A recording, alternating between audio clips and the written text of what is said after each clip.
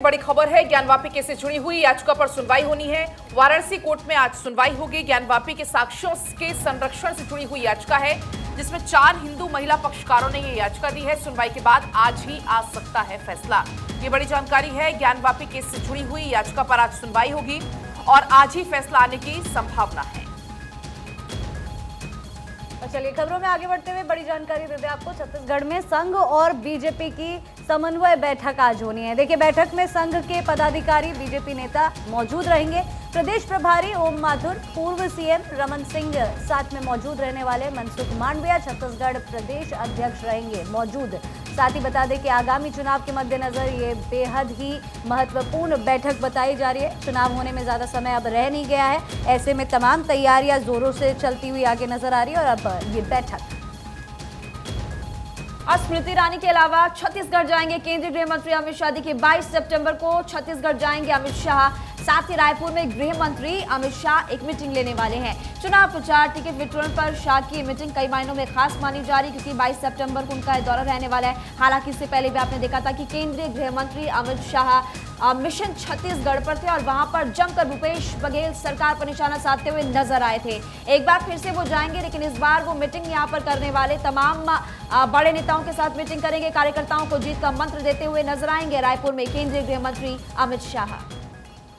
और चलिए एक बार फिर से अखबारों को हम पलटा लेते हैं और अगर हम भास्कर की बात करें तो फ्रंट पेज पर इस खबर को तरजीह दी गई है।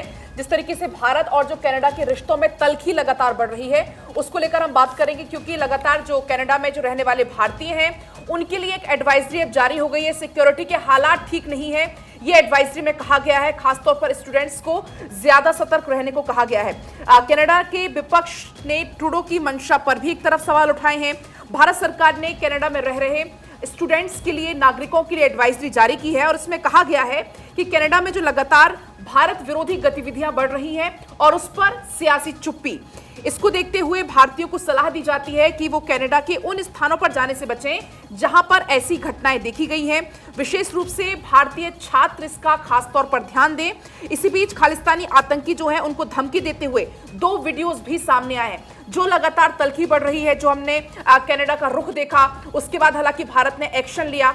भारत का एक्शन मोड देखते ही कनाडा की तरफ से यह बयान भी सामने आया कि मेरा मकसद भारत को उकसाना नहीं था, मेरा मकसद था कि जो हालात फिलहाल बने हुए हैं उस पर भारत इस घटना को गंभीरता से ले। बिल्कुल पलक, देखिए दैनिक जागरण फिलहाल मेरे पास है और यहाँ पर भी ये खबर मुख्य तौर पर फ्रंट पेज पर दिखाई गई है। अब ऐसे में क्योंकि इस बात का जिक्र हो रहा है कि भारत ने एडवाइजरी जारी की है। देखिए, ये खेल कहाँ से शुरू होता है? ये खेल शुरू होता है जब एक कूटनीतिक तनाव बनता है, एक खालिस्तानी की वजह से कनाडा और भारत के बीच में, और तनाव धीरे धीरे बढ़ता जाता है अजीबोगरीब बयानबाजी के चक्कर में। अब बयानबाजी तक कनाडा सीमित नहीं रहा। पहले कनाडा ने ये एडवाइजरी जारी की थी अपने नागरिकों के लिए। तमाम वो नागरिक जो कनाडा से भारत ट्रैवल करने वाले थे, उन लोगों को पहले एडवाइजरी जारी कर कहा गया कि आप थोड़ा सतर्क रहें। अब ऐसे में भारत ने भी एडवाइजरी जारी की है। मेरे पास दैनिक जागरण है, जहां साफ तौर पर लिखा हुआ है, विदेश मंत्रालय की तरफ से जारी एडवाइजरी में कहा गया है कि कनाडा में बढ़ती भारत विरोधी गतिविधियों,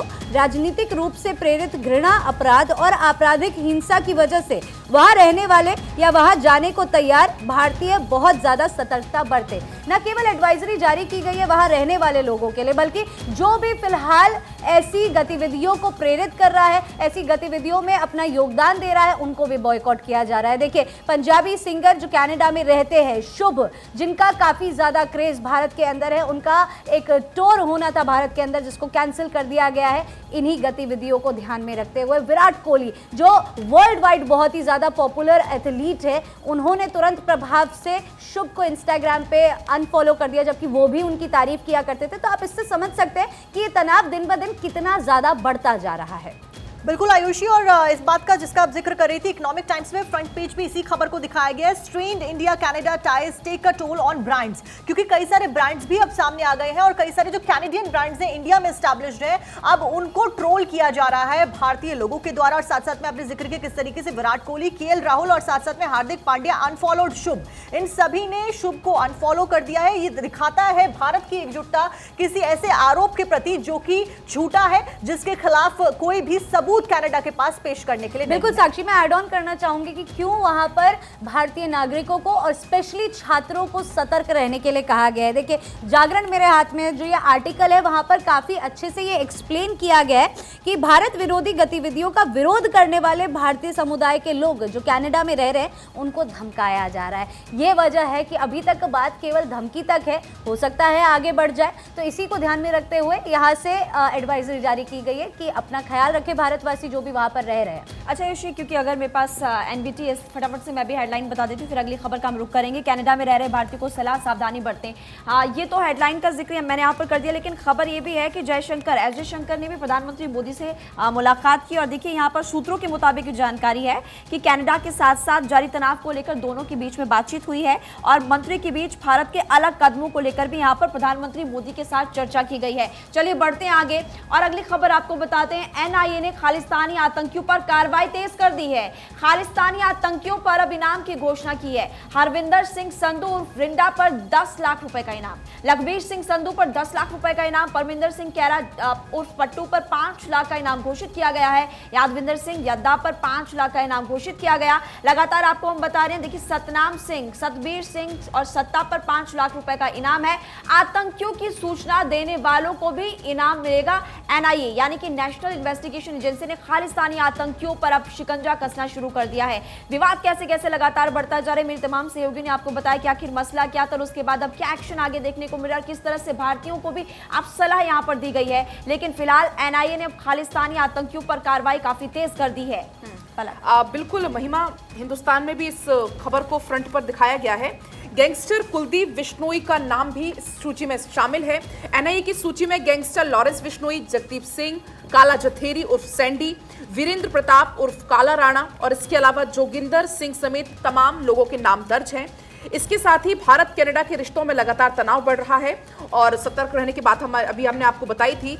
जांच एजेंसी ने इन तमाम 43 कुख्यात अपराधियों की फोटो भी जारी कर दी है। फोटो जारी करके इन पर जो है शिकंजा कसने की तैयारी। एक व्हाट्सएप नंबर भी जारी किया, उस व्हाट्सएप नंबर को मैं आपको यहां पर बता देती हूं। लोगों से अपील की गई है, अगर आपको इनकी कोई भी सूचना मिलती है तो आप हम तक जरूर पहुंचाएं। वो व्हाट्सएप नंबर है, आप भी इसको नोट कर लीजिए, 7290009373। ये नंबर है 7290009373। ये नंबर है और ये नंबर व्हाट्सएप नंबर जारी किया गया है। अगर आपको कोई जानकारी मिलती है तो आप इस नंबर पर व्हाट्सएप करके आप जानकारी दे सकते हैं। हालांकि एक बहुत छोटा सा, महिमा, एक बहुत छोटा सा ऐड ऑन कर रही हूँ खबर, क्योंकि आगे ना बढ़ जाए, उसके बाद आप कंटिन्यू करिएगा। क्योंकि पलक ने यहाँ पर जिक्र किया लॉरेंस बिश्नोई का। उनका हाल ही में एक स्टेटमेंट आया है कि मैं क्रिमिनल जरूर हूँ लेकिन मेरे को आतंकवादी का टैग मत दीजिए। देखिए, मैं भारत के लिए जीना चाहता हूँ और भारत के लिए मैं मर भी सकता हूँ, तो मैं जो भी कर रहा हूँ भारत के लिए कर रहा हूँ, ऐसे में आतंकवादी का टैग मुझे मत दो। आप कंटिन्यू कीजिए महिमा प्लीज। अच्छा देखिए, यहाँ पर साथी देश है ना, जो उनकी प्रतिक्रिया भी आयुषी सामने आ चुकी है। एक बार मैं फटाफट से वो बताती हूँ, फिर साक्षी के पास क्या जानकारी, साक्षी का हम रुख भी करेंगे। कनाडा ने अपने 5 आइज अलायंस के साथियों से पूरे विवाद की जानकारी पहले तो शेयर कर दी।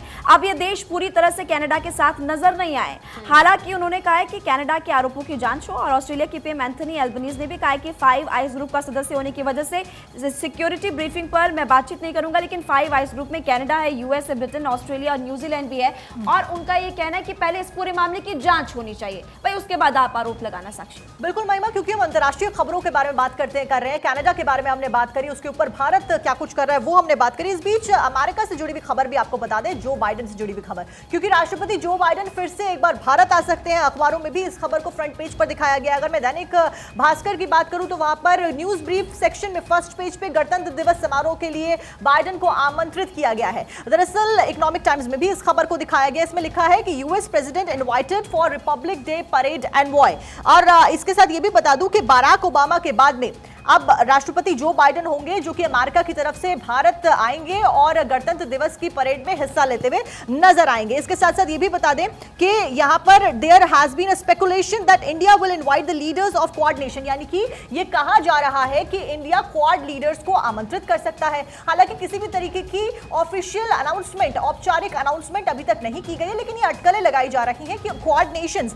जिसमें तमाम देश जैसे कि यूएस, जापान, ऑस्ट्रेलिया शामिल है, उनको आमंत्रित किया जा सकता है एनुअल डे परेड के लिए। But no official confirmation on the same बना दी गई है। लेकिन इस बीच में जो बाइडेन को लेकर बताया गया है कि वो भारत आने वाले हैं। महिमा और चलिए अब खबरों में आगे बढ़ते हैं और आपको आगे की खबरें बताते हैं मध्य प्रदेश से जो सामने आ रही है। देखिए आज स्टैच्यू ऑफ वननेस का अनावरण होना है। सीएम शिवराज सिंह चौहान प्रतिमा का अनावरण करेंगे। बता दें कि ओंकारेश्वर में बनी आदि शंकराचार्य की 108 फीट ऊंची प्रतिमा कार्यक्रम में 5000 संत और गणमान्य लोग शामिल होने वाले हैं। सभी प्रमुख साधु संतों का पारंपरिक तरीके से देखिए स्वागत भी किया जाएगा। काफी भव्य तैयारी वहां पर की जा रही है। पलक बिल्कुल आयुषी, एक बार मैं ये जो प्रतिमा जिसका अनावरण होना है वो भी दिखाने की यहाँ पर कोशिश करूंगी दर्शकों को। ये वो प्रतिमा है जिसे स्टैच्यू ऑफ वननेस का नाम दिया गया है और इसका जो अनावरण होना है 108 फीट ऊंची ये प्रतिमा है।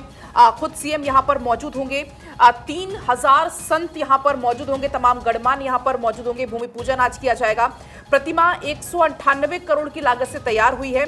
प्रोजेक्ट की कुल लागत 2200 करोड़ रुपए है। इसमें म्यूजियम, गुरुकुल समेत तमाम अन्य चीजें भी बनाई गई हैं। प्रतिमा के डिजाइनर हैं भगवान रामपुरे ने कहा है कि इस प्रतिमा के बनने से पहले 3.5 फीट मूर्ति जो है चित्रकार वासुदेव कामत की मुंबई स्थित बनाई गई थी। एक बार जरा आप ये तस्वीर देखिए, काफी खूबसूरत ये तस्वीर है और 108 फीट इसकी ऊंचाई। आप ये तस्वीर देखिए, 108 फीट इसकी ऊंचाई है। साधु संत यहां पर पहुंचेंगे। 3000 की संख्या में साधु संत यहां पर पहुंचेंगे। खुद सीएम यहां मौजूद होंगे जो कि उद्घाटन करेंगे। ओमकारेश्वर जिसे मंदिरों का शहर कहा जाता है, ओमकारेश्वर जहां पर 12 ज्योतिर्लिंग में से एक ज्योतिर्लिंग है। भगवान भोले वहां पर विराजमान है और ऐसे मंदिरों के शहर ओमकारेश्वर में आज इस प्रतिमा का अनावरण होने जा रहा है। 2200 करोड़ की लागत कुल इस प्रोजेक्ट में लगाई गई है। अब प्रतिमा की अगर हम बात करें तो 198 करोड़ की लागत से इस प्रतिमा का निर्माण हुआ है। और चलिए आगे बढ़ते हैं और देखिए चुनाव से पहले सीएम अशोक गहलोत का मास्टर स्ट्रोक, इसके बारे में आपको जानकारी देंगे, लेकिन उससे पहले ग्राफिक्स के जरिए आपको इस खबर को लेकर जानकारी और ज्यादा विस्तार से देते हैं, जो कि पलक ने आपको ऑलरेडी बताया भी कि कितनी फीट ऊंची प्रतिमा होने वाली है और किस तरह से यहाँ पर फिलहाल आयोजन किया जाएगा। देखिए 8वीं शताब्दी के दार्शनिक आदि शंकराचार्य बेहद प्रतिष्ठित है। सनातन धर्म की अगर बात की जाए तो पूरे देश में प्रचार किया था। जगत गुरु आदि शंकराचार्य की 108 फीट ऊंची ये प्रतिमा है। आयुषी बिल्कुल, देखिए ओंकारेश्वर में एक आपको बता दें एकात्मता की ये प्रतिमा होने वाली है। मानधाता पहाड़ी के ऊपर बनाई गई है आदि शंकराचार्य की प्रतिमा और आज अनावरण होना है। ओंकार पर्वत पर बनाई गई ये प्रतिमा का लोकार्पण होगा, जहां मुख्यमंत्री शिवराज सिंह चौहान खुद पहुंचेंगे। खंडवा जिले में नर्मदा नदी किनारे स्थित है ओंकारेश्वर और ऐसे में तमाम गणमान्य लोग और संत भी वहां पर आमंत्रित किए गए हैं। ओंकारेश्वर को मंदिरों का शहर कहा जाता है, जैसा कि मेरी सहयोगी पलक भी पहले बता रही थी। 12 ज्योतिर्लिंगों में से एक है ओंकारेश्वर और ऐसे में बेहद खास ये हो जाता है। शोलापुर के आपको बता दें कि कलाकार वासुदेव कामत ने ये प्रतिमा बनाई और ऐसे में 27,000 ग्राम पंचायतों से धातु इकट्ठी की गई है।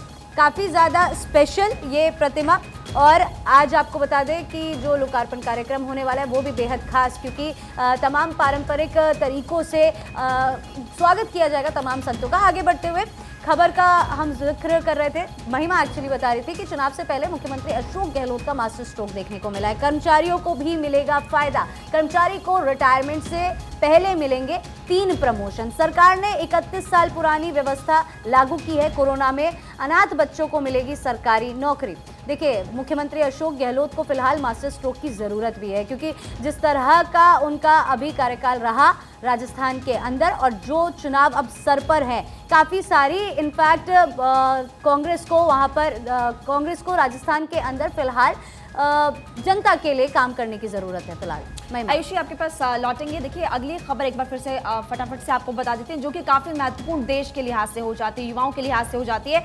और एक खबर अखबार में है और देश में 25 साल से कम उम्र के 42% ग्रेजुएट बेरोजगार है। बेरोजगारी दर घटकर अब 6.6 हो चुकी है। 2017 से 18 की अगर बात करें तो 8.7% थी। लेकिन देखिए कोरोना काल के बाद देश की अर्थव्यवस्था सुधरने के साथ ही अब बेरोजगारी दर में भी यहाँ पर कमी देखने को मिली है। लेकिन अभी भी ये काफ़ी ज़्यादा इंपॉर्टेंट है, क्योंकि देश में 25 साल से कम उम्र के 42% 42% जो ग्रेजुएट है अभी भी फिलहाल बेरोजगार है। तो ये खबर हमने आपको और बताई।